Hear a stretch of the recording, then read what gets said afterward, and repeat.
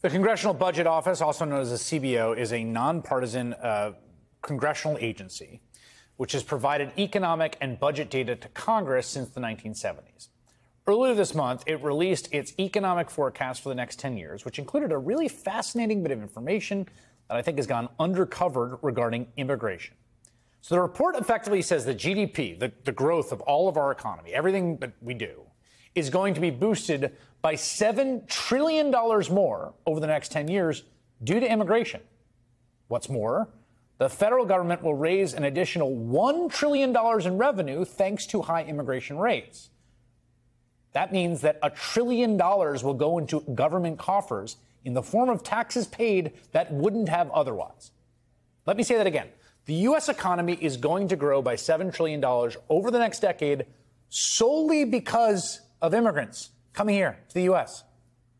Put another way, the amount the economy is projected to grow each year over the next 5 years alone is going to be higher than the previous 15 years, in large part because of immigration.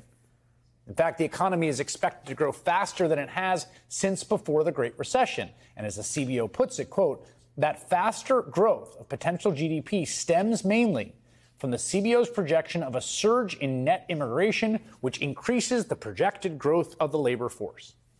Speaking of the growth of the labor force, immigration is effectively saving our labor supply in this country.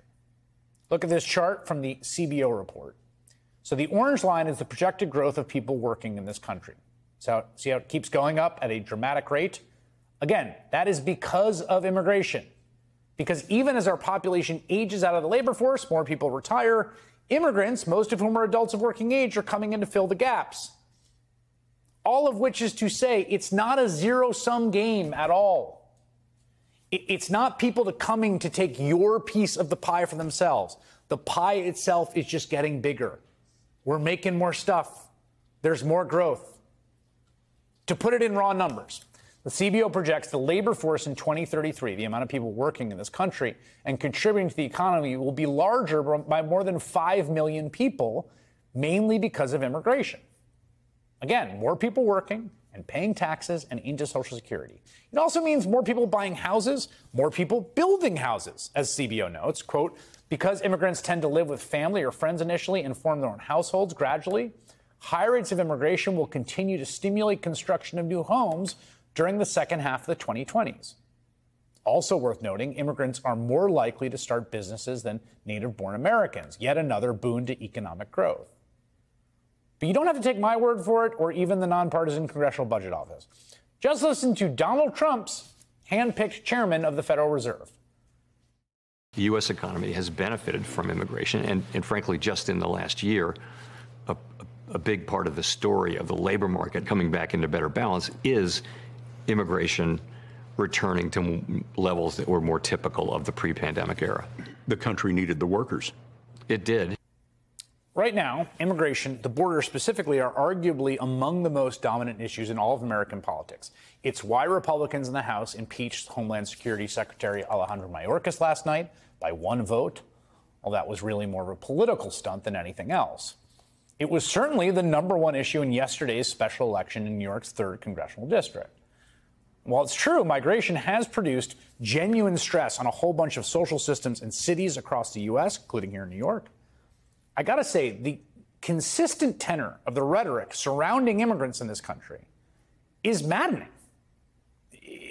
There's this notion that is embedded in the conversation about people coming across the border in right-wing media, though by no means exclusively, which basically posits that life in America is a zero-sum game, that there's only so much stuff, and then when you add more people, they come and take it.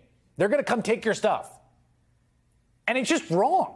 In the most basic way, it completely fails to account for the obvious gift and bounty that is and has been immigration to the United States.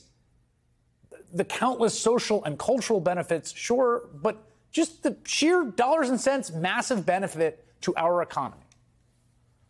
And so as we get closer and closer to November's election, you're going to hear politicians, perhaps even politicians of both parties, demonize migrants to score political points.